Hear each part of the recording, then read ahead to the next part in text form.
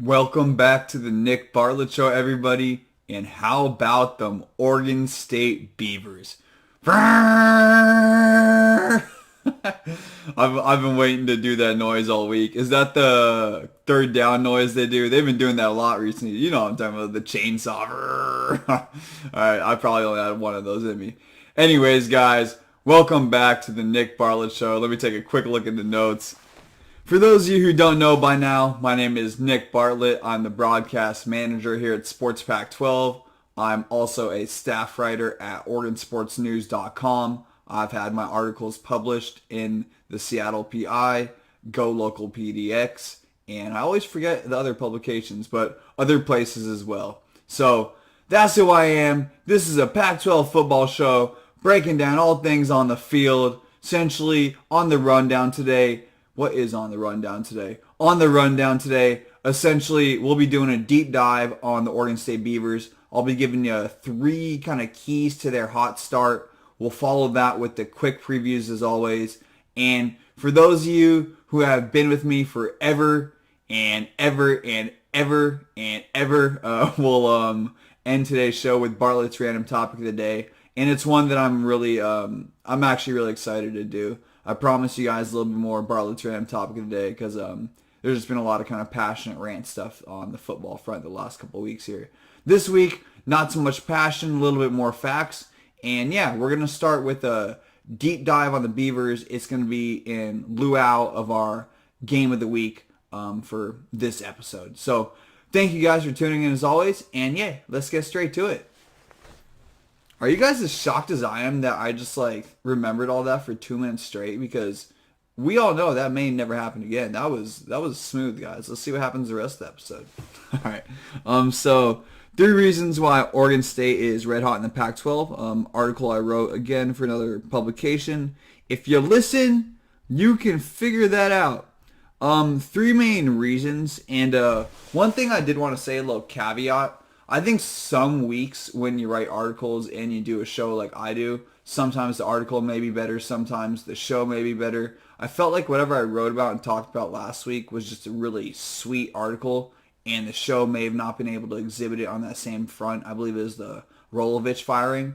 And this week I feel like the article may have not hit the point exactly as I would have liked. I did the best I could, you know what I'm saying? Live with the results, whatever. But maybe, just maybe, we'll have a little bit more fun on the show with it. So the first reason for Oregon State, 3 kind of key reasons here for the hot start is going to be B.J. Baylor.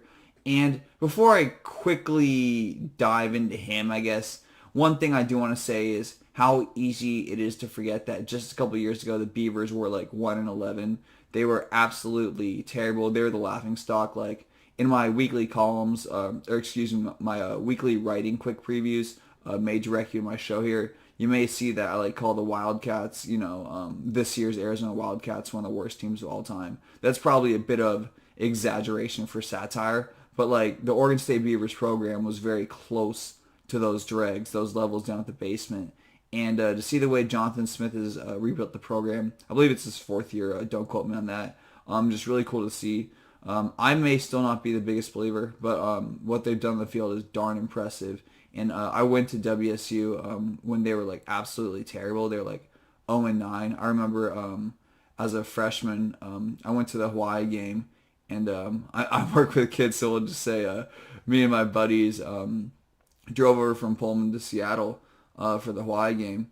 The Cougars playing Hawaii in Seattle.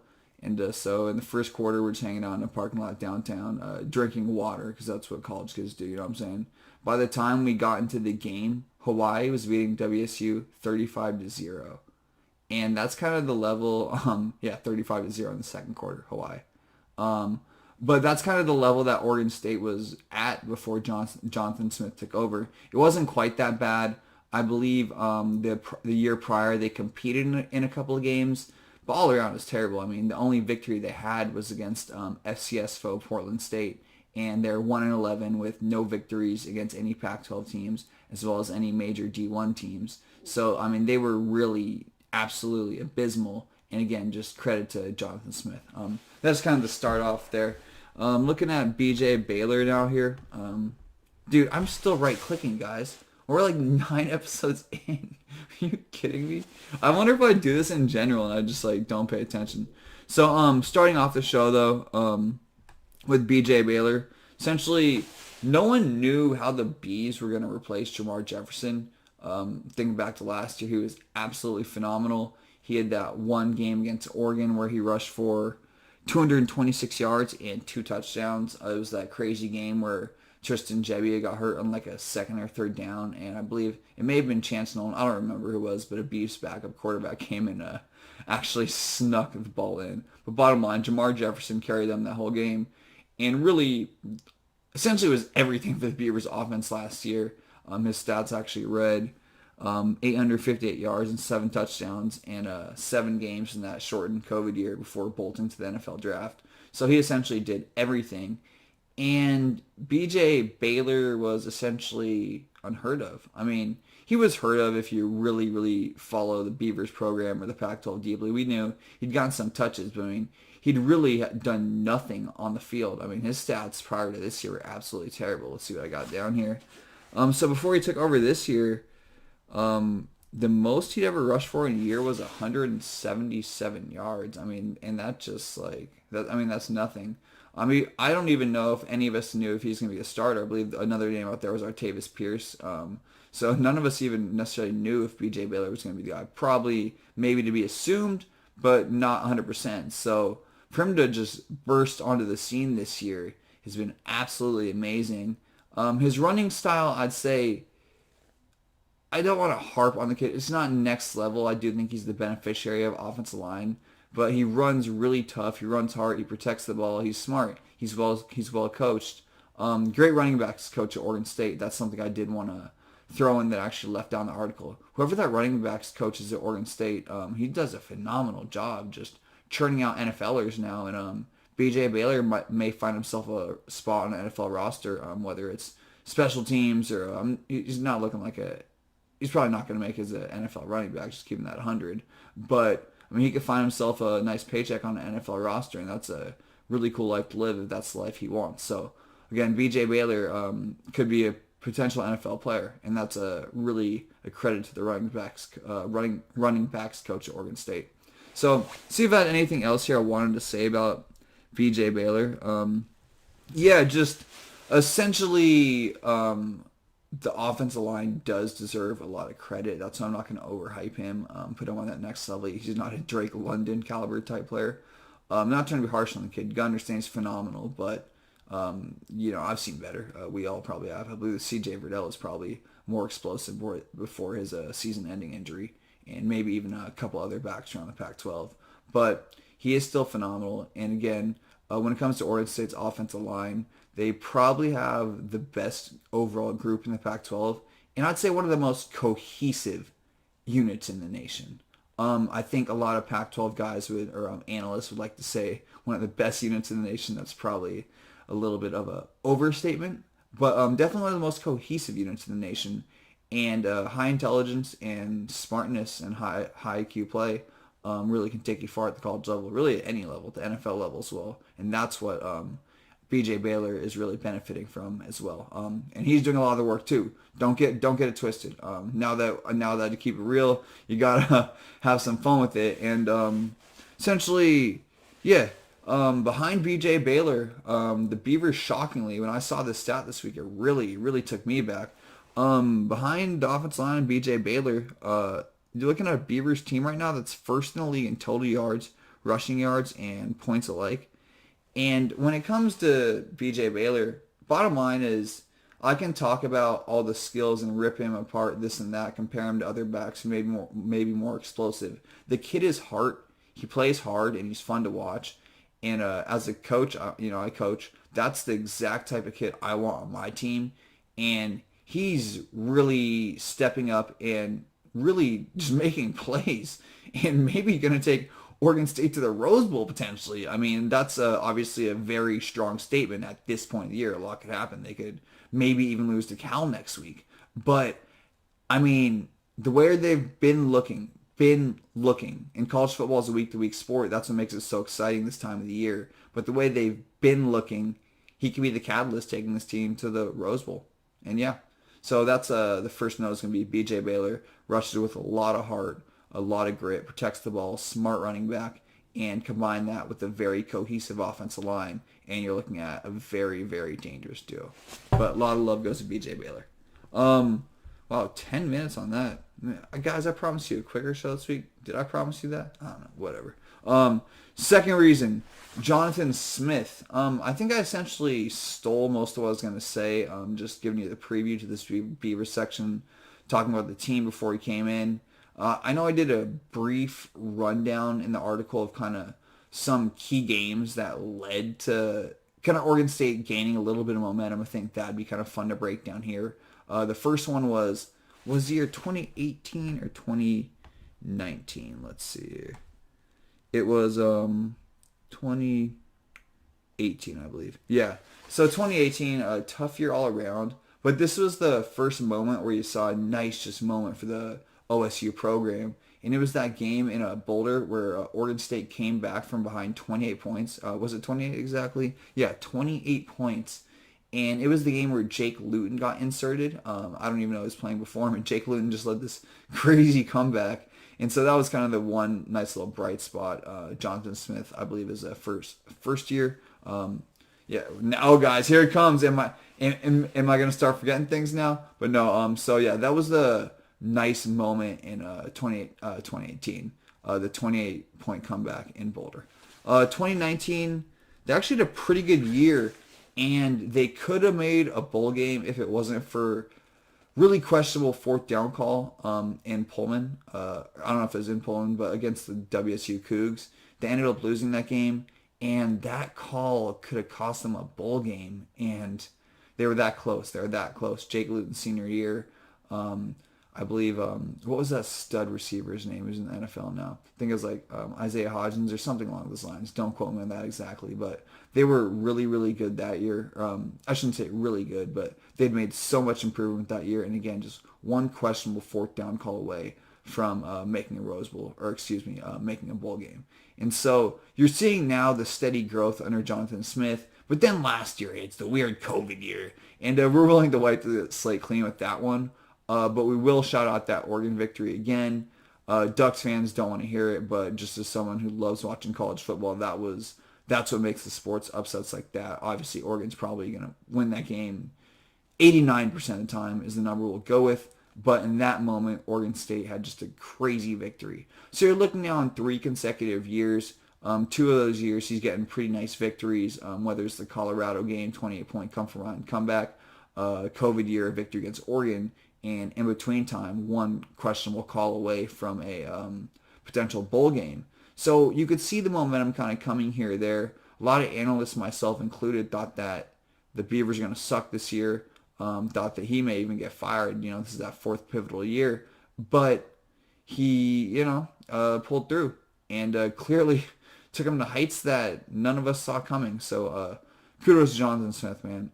Heck of a coach, heck of a ball coach for sure. It seems like everyone likes him, and it's cool to see that the former, if you guys didn't know, he actually played quarterback for the Beavs back in the day, and took him to a huge bowl victory. I believe it was the Fiesta Bowl, and they went 11-1. I think it was 2004.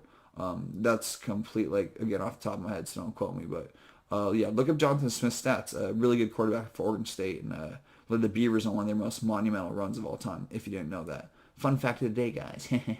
But let's see if I got anything else in the notes here.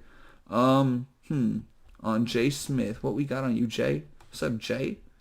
He seems like a guy I'd go by Jay. He's got that hat. He's kind of calm. Yo, what's up, Jay? Jay Smith. All right. Gotta love Jonathan Smith. Yeah. I think I pretty much covered the notes there. Last thing I want to talk about. So, first 2 keys gonna be B.J. Baylor. Second key, Jonathan Smith, and third key is gonna be Avery Roberts, the linebacker for Oregon State. And if you watch him play, he's just everywhere. He's just freaking everywhere.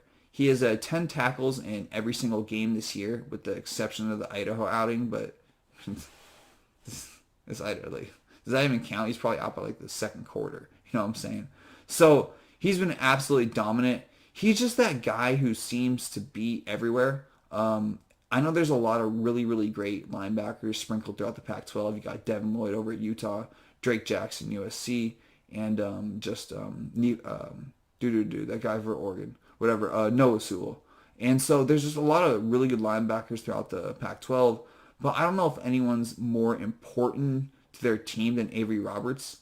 I know that the Beavers didn't have any other first team selections on the defensive side of the ball in the Athlon preseason Pac-12 team selections. And so, again, he was the only first team defensive guy, so that may prove a lot of pressure, but he's really led this unit. Again, he's just everywhere. He kind of reminds me of a Nate Landman light. I think that Nate Landman provides that pop. Avery Roberts just quietly does it, and that may be even more dangerous, and that may make him even more lethal. And Avery Roberts now is a guy who may quietly sneak into the NFL if he keeps getting stronger, keeps getting faster. He has all the intangible attributes. Again, this team is extremely well coached, and Avery Roberts is hearts, man. He just makes plays. Like, again, you just don't necessarily hear it. I'm from Seattle. The best kind of example I can give you is on the other side of the ball. You think of a wide receiver like a Doug Baldwin. Doesn't seem like he's done much, but caught 3 or 4 quick slants and quietly at 60, 70 yards. With Avery Roberts, it's the same thing. He makes 2 or 3 quick tackles in bunches, may not make another tackle till the next quarter, then 2 or 3 quick tackles. Then you look at the stat sheet at the end of the game, the guy's like 13 tackles, like 1 forced fumble, like 1 pass deflection. It's like, oh, what the heck? Like, I didn't know he did all that. So, yeah. How long have I been talking for Oregon State, guys? 16 minutes! Oh, my goodness. So, guys, if you don't know the deal by now, if you're new to the show, I'd like to get you out of here in 25, 26 minutes. So, that's it on Oregon State, babies. Babies, no. I don't know why I said babies. I did actually, before I head out, want to read you Avery Roberts' stats on the season so far. So 78 tackles, 6.5 tackle for loss, 1.5 sacks, 1 forced fumble, and 1 interception. And really, he epitomizes what this Beavers team is all about. A whole lot of heart, a whole lot of freaking grit, and they believe in themselves. When no one else did, they believe in themselves, and they're showing it week in and week out. And that's exactly what I tell the kids at work. Believe in yourselves, and none of that other ish really matters. And that's what they're doing. They're shutting up analysts like me. Now, I have to take a different tone because they're just proving me wrong. So kudos to them. It's all been internal, and the belief in themselves has paid dividends. Yeah, guys, I feel like that was way better than the article I wrote this week. I'm just keeping it real, y'all. Yeah. Sometimes it's just like that. But so, again, 3 quick keys to Oregon State. BJ Baylor, bang. Jonathan Smith, boom. Avery Roberts, pow. Now, guys, it's time for our quick previews where we're going to break down all the games in the conference, and we're going to do it a little bit quicker this week because I promised you Bartlett's Ram topic of the day. So, starting off, we have Washington State at ASU, and 12 p.m. kickoff. So, WSU lost a really tough game last week to open up the Jake Dickert era. Lost to BYU. Thought that was a really winnable game after the firing of Rolovich, so I think that could definitely hurt them. For ASU, I believe they've not played. I believe the last outing they had was against Utah 2 weeks ago, ultimately coming off a loss as well. Let me double check that really quick. Yes, that is the last game they played. And so, essentially, WSU is not going to be ASU because ASU is going to be pissed off. That's the bottom line. And it's that simple. ASU is more talented, and it's no longer a trap game. It's in Tempe. I'm expecting the Sun Devils to win this one 37-21. Next game, we got Colorado, Oregon. Oh, my goodness. Every time I see Colorado, I don't want to talk about them anymore. I'm talking about they need to change the quarterback. Change the quarterback. All right, do I have anything notes for like my Oregon Buffs fans out there? I'm sorry, Buffs fans. I'm sorry. I love y'all. I'm sorry. The Buffs offense, one of the worst units in the nation, only scoring 15.1 points per game. With the exception of the matchups against Northern Colorado and Arizona, CU has not scored more than 14 points in an outing this year. The notes are actually making them look worse if possible, so I'm just going to keep talking. I pick Oregon to win 42-7. That's that. Next. All right, Arizona at USC. Oh my goodness. Now we got the Wildcats? No, but if anyone would lose a random game to Arizona, it would be USC. They feel like they could do that. Dante Williams does not really feel confident to me. Obviously, this is from the outside. Just told you what Jonathan Smith did to my take earlier this year. But to me, he doesn't feel confident hopping back to Dante Williams. Either way, I'm thinking USC is way too talented for Arizona. I mean, Arizona hasn't won a game. Have they won a game this year? I don't know. Who cares? Trojans are going to win by 17 points. Too talented. 38 to 21. But do want to give Arizona a little bit of love. They played a heck of a game against Washington last week. Actually took the lead into halftime. So it was a sign of life for Jed Fish and his program. You got to start somewhere, and I'm a big believer in competing. So I just want to make it that clear. I think that's cool to see him compete. Competing is where it starts. A lot of maybe naive fans, these are the fans I probably don't want to watch games with for the most part. They may get mad when their team's losing, but ultimately, when you're at the talent level, recruiting level, athletic standpoint you're at right now with the Cats, if you can start competing in the games, that's how it starts. You may snag a win or two, and that was cool to see. Bottom line, USC's too talented, and I'm picking them to win 37 to 21. Oh, 38 to 21. 38 to 21. Next game we got Oregon State at Cal. I've talked enough about the Beavers, and like I said, they've gotten a lot better. I'm picking Cal, guys. I mean, what do you want me to say? I'm picking Cal. I told you I wasn't sold. I hinted at it. Guys. But the reasoning why, essentially, is that I think Cal has a similar identity, or at least would like to. Justin Wilcox has probably been trying to instill the identity the Beavers have this year in terms of rushing and improved defense. Not amazing defense, but improved defense. And for Cal, bottom line, they're 1-5, I believe. Let me double check that. I don't know. They suck either way. Whatever their record is. And they need to win this game. From a talent standpoint, this is one they got to get. They obviously can't match up with teams like USC, Oregon, and teams like, I guess USC, not anymore. That's just habit of saying that. But the elite teams conference, team like ASU. And so I think Cal understands, just from an athletic standpoint, at home, they may be able to put the Beavers in a tough situation, catch them slipping in a little bit of a trap game. So I'm picking Cal, and I'm picking Cal 24 to 17 in my upset of the week. Next game, UCLA at Utah. On the nightcap, this is the one I actually do want to pull up the notes, guys. Today's episode may go a tiny bit longer. Sorry, guys, I won't do it again. My bad. But I really want to get in this Bartlett Ram talk today this week, and I want to get the games in as well. So for UCLA and Utah, even though the Bruins lost to Oregon, I was thoroughly impressed by Jerry Aznair's blitz scheme. It seems that these guys are just coming from all places. I used to be a really avid Madden gamer. I was actually top 100 in the world on PS4, if you know the draft champions mode. That's getting really nerdy Madden talk. But anyway, essentially Jerry Aznair's blitzing scheme, it just feels like they're coming from everywhere. I hated playing against them. Pac-12 quarterbacks seem rattled. And I just think that it may be the thing to kind of throw Cam Rising off rhythm. Cam Rising is cool, calm, and collected. I actually was really happy when Brewer transferred out. Thought that was a big thing here for Cam Rising, for the Utes to get Cam Rising going. But I think he's never seen anything like this. And even though Kyle Whittingham in his 17 years in Salt Lake City has probably seen something like this, probably seen every blitz package known to man, I think that UCLA is just a little bit more talented. So I'm going to pick the Bruins, and I'm picking them to win 31 to 24. The last game is going to be Washington at Stanford. And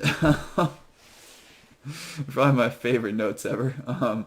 In this game, we have two teams who do not believe in the wide receiver position. For Stanford, the only qualifications to play wide receiver is to be able to run a fade route and be really tall. For UW, I have no idea what's going on. They had I think they had actually 7 receivers transfer out before the year. But it was minimum 5. Including their top 2 receivers in terms of yards, in Puka Nacua, who's now at BYU, and Ty Jones, who's now at Fresno State. Seems like both those teams are doing all right. But so bottom line, neither of these teams have any receivers, and essentially this is going to turn into a defensive matchup because I don't really think either of these teams have many of that explosive players. And Stanford's not that good at defense, so I'm picking the Huskies to win 20-17.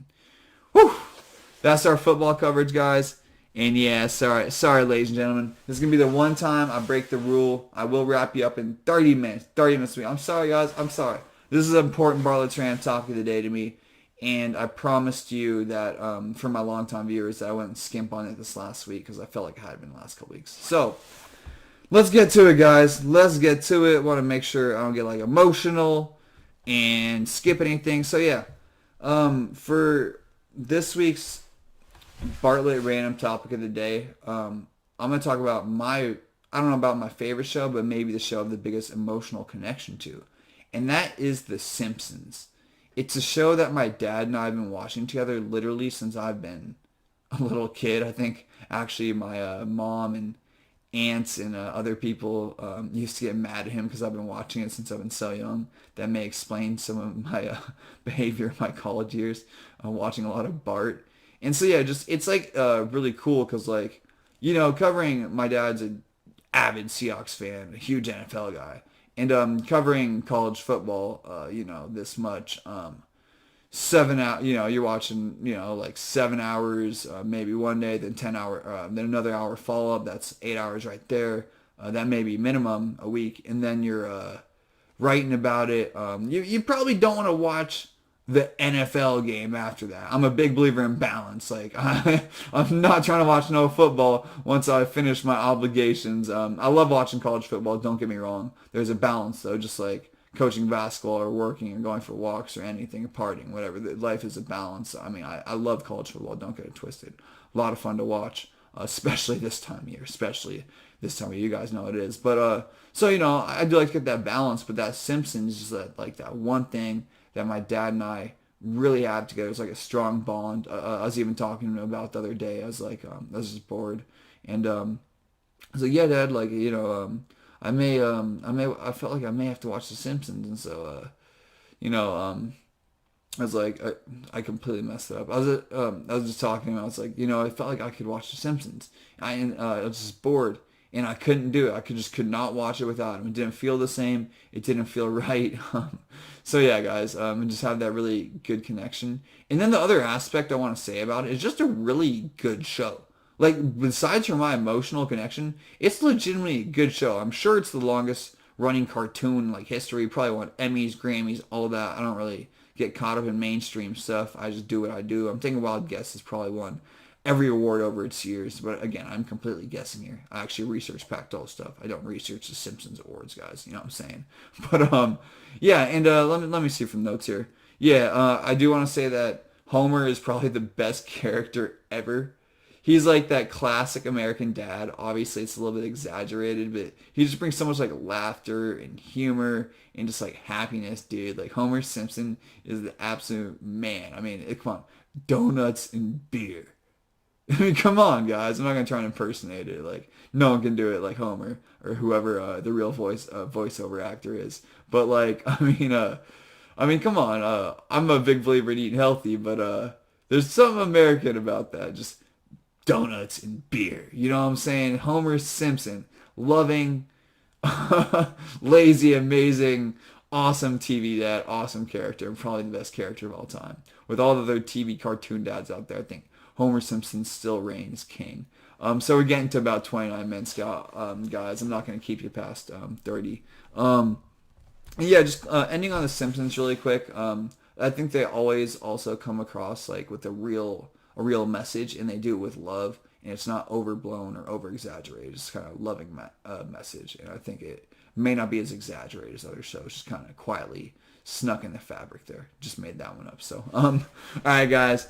That is going to do it for Bartlett's Riggedy Random Talk of the Day. My notes are not scrolling down for my conclusion, so I'm just going to wing it. Essentially, concluding and summarizing today's show, we started by talking about Oregon State and 3 keys to their hot starts, which is, of course, B.J. Baylor in combination with an amazing offensive line, head coach Jonathan Smith, and the emergence of his program quietly building over 4 years, and Avery Roberts, the linebacker, making plays all over the field. After that, we followed that with the quick previews. I'm not going to guess who I picked to win. You guys heard the show. You know who I picked. And then I ended today's episode with my favorite, maybe my favorite Bartlett topic of the day. And I was talking about The Simpsons and the connection I have with it with my dad. And it's just a great show in general. Maybe still one of the best out there. All right, guys. That is going to do it for today's show. I am sure there's some fun games coming up next week. My notes do not want to scroll down. I just previewed all of them anyway. I'm out, baby. Seriously, thank you guys for tuning in as always. If you guys want to like and subscribe, that's cool. If you don't, that's cool too. I still love you either way. But why? Come on, baby. Come on, baby. We had a dream. All right, guys. Ooh, 30-30. I'm out, guys. Seriously, thank you guys for tuning in as always. Olive oil and hummus.